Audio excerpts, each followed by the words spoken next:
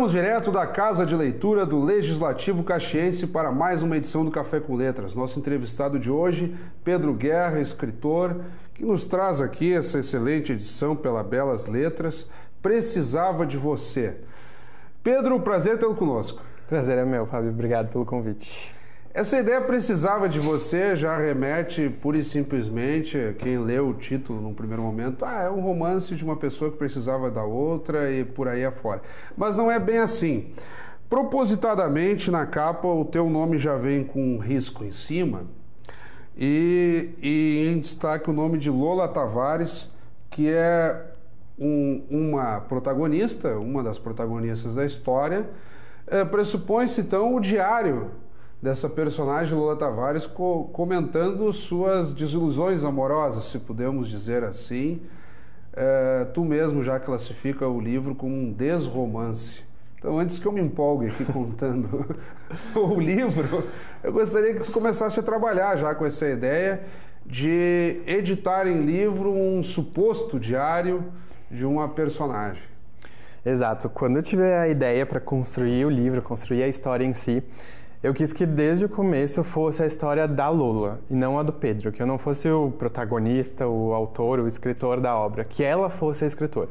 Tanto que o livro, desde a primeira página até a última, é narrado pela Lola, não tem nenhuma interferência do Pedro Guerra, enfim. Eu tive que me submeter ao papel da nossa protagonista, fiz uma espécie de experiência ali de me encarnar num papel feminino, como é que seria um romance assim adolescente da visão de uma mulher.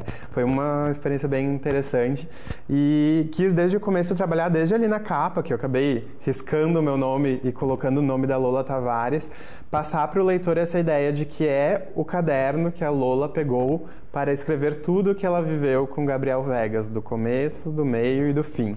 Então tem toda essa brincadeira de até que ponto aquilo é real, não é real, é da Lola, até que ponto tem um dedinho ali do Pedro, encarnei total na personagem. Então fica essa brincadeira assim no ar desde a primeira página para o leitor entrar. Tu mesmo já classificas como um desromance, né? Seria, digamos, ela se apaixona por esse rapaz. É uma personagem na faixa dos 20 anos de idade cursando comunicação, né? Na faculdade de comunicação, enfim. Ali é uma discussão de disciplinas, enfim. E o que poderia se pensar, assim, tu mesmo citas, as experiências que ela teve com esse rapaz pelo qual ela se apaixona e tem um breve relacionamento descrito como Gabriel Vegas. Não necessariamente é muito o que ela viveu, parece que ela descreve muito mais o que ela deixou de viver com ele. Como trabalhar essa perspectiva que todo mundo pensa no romance com uma construção feliz, e aqui não é necessariamente o que nós temos, né? A tua preocupação é muito mais no sentido de demonstrar um amadurecimento de uma menina que recém sai da fase adolescente e começa a se encaminhar para a fase adulta. Eu acredito que é bem essa palavra que tu falou. É o amadurecimento a partir de um relacionamento. Então, aquilo que ela vai viver, aquela breve história com o Gabriel, vai ajudar ela de algum jeito. E é aí que entra a palavra principal do livro, que é precisar. A gente pode precisar de uma pessoa ou de várias coisas de diversos significados, diversos modos. E a Lola precisava, ao longo do livro a gente descobre isso, do Gabriel na vida dela para esse amadurecimento. E acho que principalmente não são todos os relacionamentos, na verdade a maioria não são assim, que dão certo. Então por que não tratar de um romance que deu errado? Ou que tinha tudo para dar certo e que deu errado? Porque as pessoas às vezes não têm expectativas iguais, às vezes não estão no mesmo ritmo, na mesma sintonia. E como o livro é destinado ao público adolescente, eu acho que não só como um alerta para quem vai passar por isso, mas uma identificação com alguém que já passou por isso. Porque a maioria das pessoas aposta em fulano, em ciclano, e às vezes acaba não sendo como a gente esperava. Mas a gente sempre tira uma lição daquela experiência, de qualquer experiência. O que chama a atenção é isso, é um livro escrito por um jovem, tu tens 23 anos de idade. 23. E de um jovem para os jovens. Então nós vamos ter... eu poderia usar um termo aqui que não é muito usual para aplicar, mas seria um livro, digamos assim, descolado. Porque o que nós vamos ter aqui? Cacuetes, forças de expressão, a própria grafia acompanha isso, Quando o jovem se irrita numa determinada discussão e quer enfatizar uma palavra, então a palavra vem toda em caixa alta, ou as sílabas propositadamente separadas para ficar claro que está se dando uma entonação maior. Ela tem um amigo com o qual ela divide experiências, isso a Lola Tavares.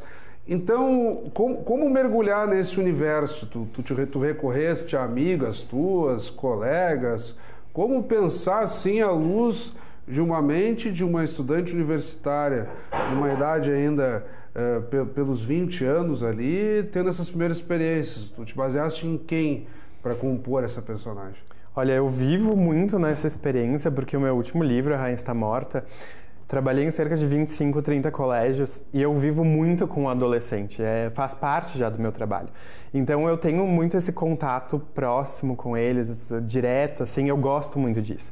E dali eu já tiro uma experiência, um laboratório para as minhas próprias obras. Então eu sei o que o adolescente está escutando, o que ele está vendo de série na TV, e eu gosto de trazer essas referências do atual, do moderno, para dentro dos livros, porque acho que é isso que vai gerar identificação. Eu também vejo isso, eu também assisto e penso assim. E acho que é bem disso. Então, claro, eu tive que puxar um pouco pro lado da universidade, eu quis sair daquele ambiente meio comum, assim, que é o colégio, enfim, e tal, de propósito, puxar um pouquinho para os 18 anos, 19, faculdade. E tive que buscar também um pouquinho das minhas próprias experiências de universidade, que a gente sabe como é que funciona e tudo mais, mas por acompanhar esse meu público, que eu acho que eu tive uma facilidade um pouco maior, assim, de saber narrar essa história, sabe? Tanto que não foi uma dificuldade, adentrar num personagem feminino, porque seja qualquer livro que eu vá escrever, vai ter tal personagem que não vai ser nada parecido com o meu ambiente e eu vou ter que saber escrever ele do mesmo jeito, né? Então, acho que dessas vivências que eu tenho tido vão me ajudando a construir meus livros. Nós temos, eu acho legal até, vou escolher de forma aleatória, a nossa produção vai mostrar para quem nos acompanha também. Nós temos exatamente aqui a reprodução de um diário em formato de caderno. A diagramação foi muito cuidadosa nisso. Nós vamos ter aqui partes em que a personagem escreve até fica aquele traço a lápis. Digamos, você está escrevendo a caneta e aqui ela escreve. E o teu amor, se comparado ao meu, sempre foi bem menor, com coraçãozinhos, quase que traçado a lápis aqui. E por aí vai. No decorrer da história, por exemplo, nós temos aqui páginas que pelo traçado estariam amassadas, aquilo como um caderno que você guarda apressadamente, uma das páginas dobra e aí fica amassado. Também tem uma composição de música que ela faz para, digamos assim, o seu amor, e ali é reproduzido também. Como é que foi essa brincadeira de compor uma música? Aquela ideia bem de adolescente, né? Um poema e tal. Digamos que ela é uma adolescente tardia, né? Ainda não chegou à fase adulta, né? A Lola, por ela não ter passado ainda por um grande romance, por uma grande experiência, ela vive no auge dos seus 18 anos com todas as forças possíveis desse relacionamento impossível, assim, que acaba acontecendo até certo ponto com o Gabriel. Por isso essa questão dos sublinhados, da caixa alta e tudo mais, porque é a recriação do caderno dela, né? É como se a editora tivesse encontrado o caderno na rua, abandonado, e resolvido publicar exatamente como a Lola deixou. Isso também entra um pouco do mistério do final, do que ela faz com esse caderno que ela escreve pro Gabriel.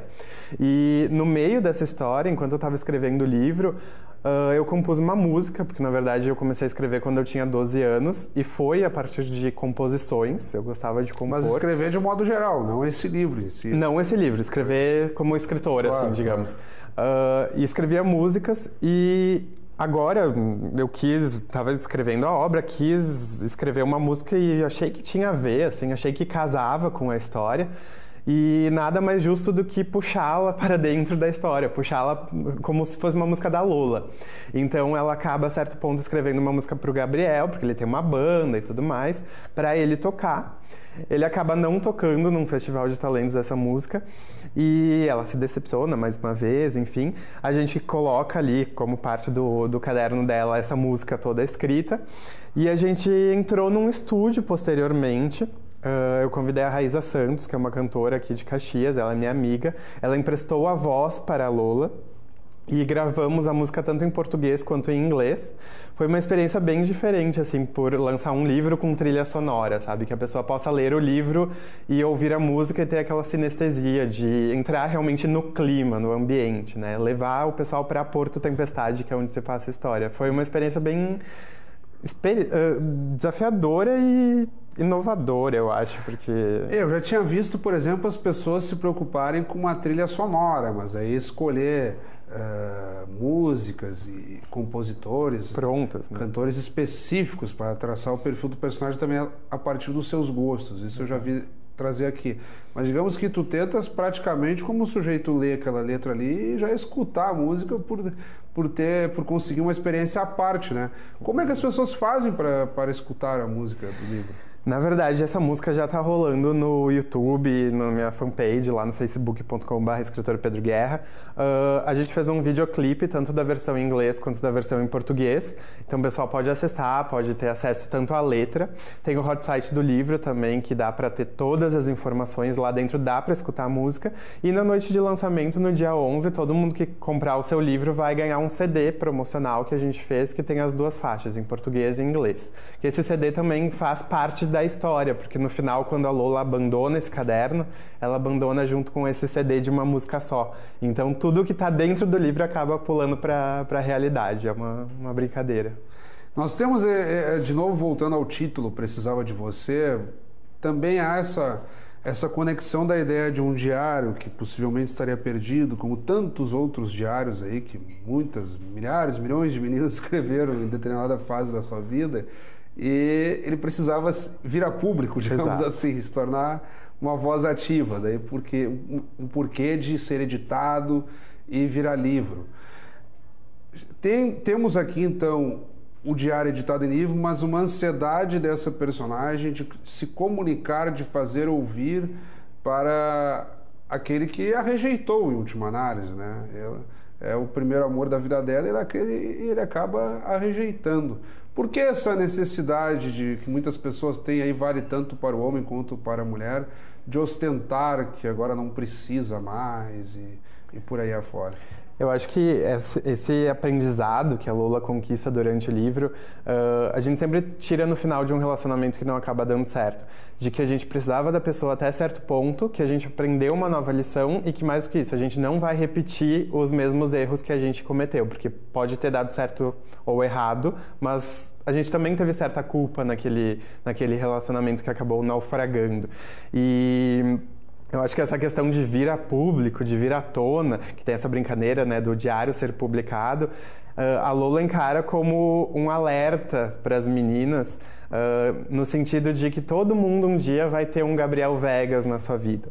De que todo mundo vai ter aquele cara que é cafajeste, que quebra o teu coração, que tu se apaixona feito uma boba e que vai lá e do mesmo modo, os meninos podem ter uma menina que eles superestimem e não dá certo, a mesma coisa, independente dos gêneros. Mas aquele alerta, sabe? Tanto que o que ela decide fazer com o diário no final do livro é justamente nesse sentido, sabe? A gente está trabalhando agora nas peças de marketing do livro com a frase: e se o seu ex escrevesse um livro sobre você? Como que você se sentiria, né? Eu te perguntei até nesse sentido, e bom que tu citas a possibilidade do inverso, porque nós temos aqui duas propostas de edição. Embora os livros sejam idênticos, um exemplar vem com a capa em rosa, evidentemente voltado às meninas, e um tom azulado, esverdeado, aqui, que seria mais para os meninos, digamos assim. Nós estamos tratando de uma literatura basicamente voltada ao público infanto-juvenil, por isso esse caráter da própria diagramação. Mas como é que tu enxergas daqui a pouco a possibilidade de adultos e pessoas mais velhas verem um livro como uma forma de se apropriar ainda mais do universo dessa faixa etária aí, infanto-juvenil?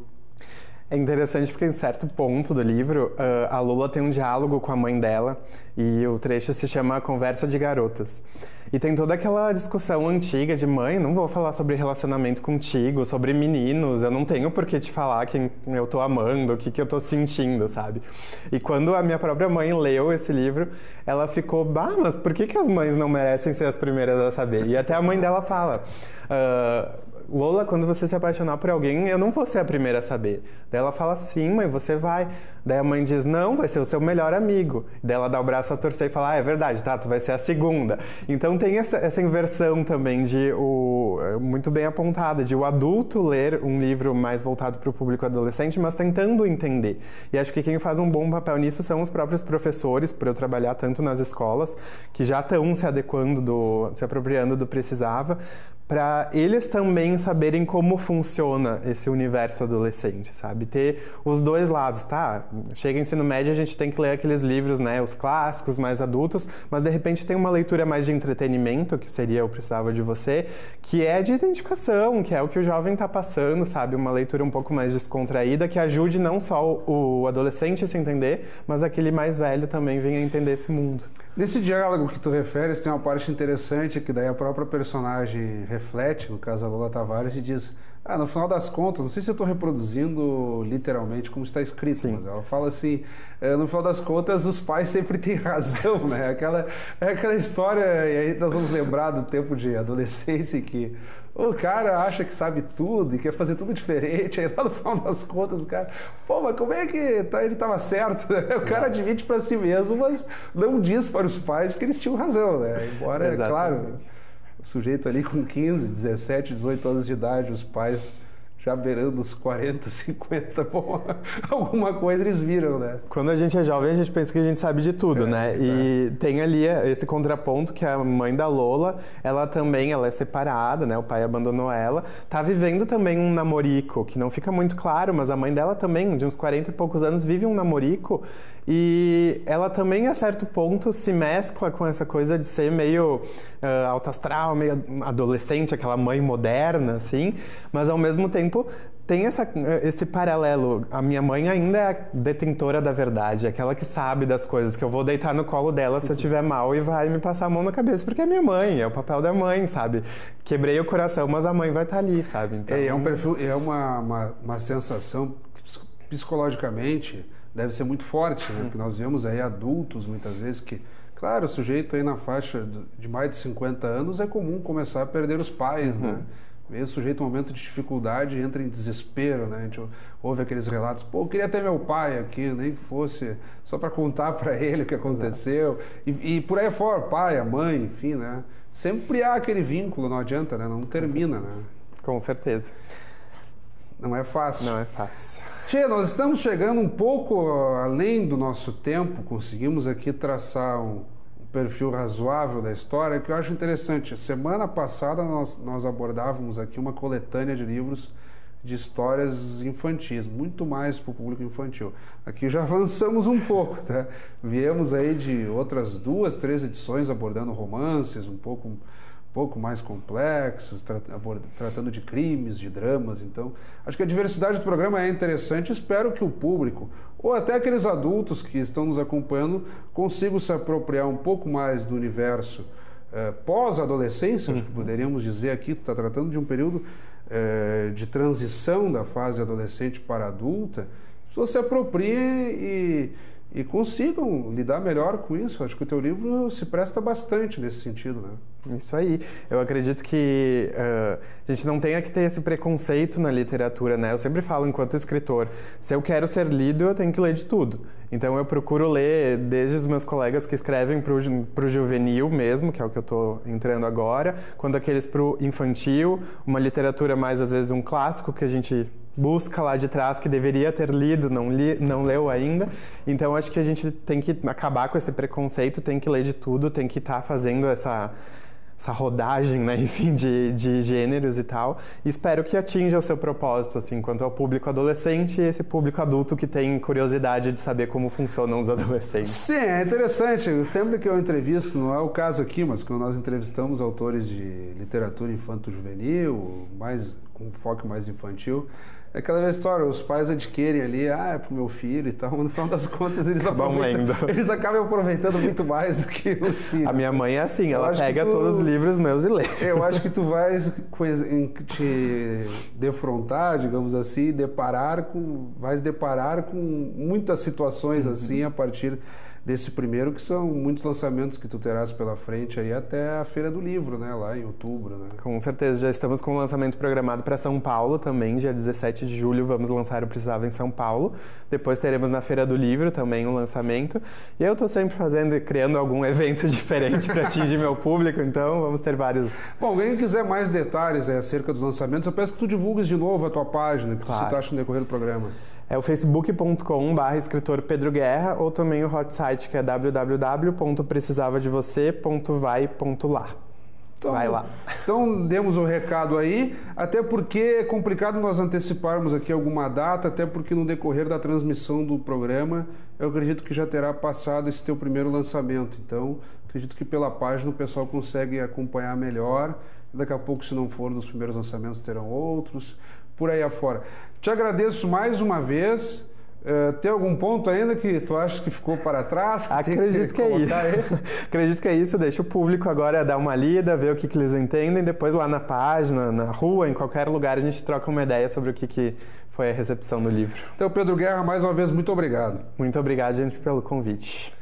Então, o Café com Letras essa semana fica por aqui. Convidamos a todos que, como sempre, continuem acompanhando a programação do nosso canal 16 e até o nosso próximo encontro.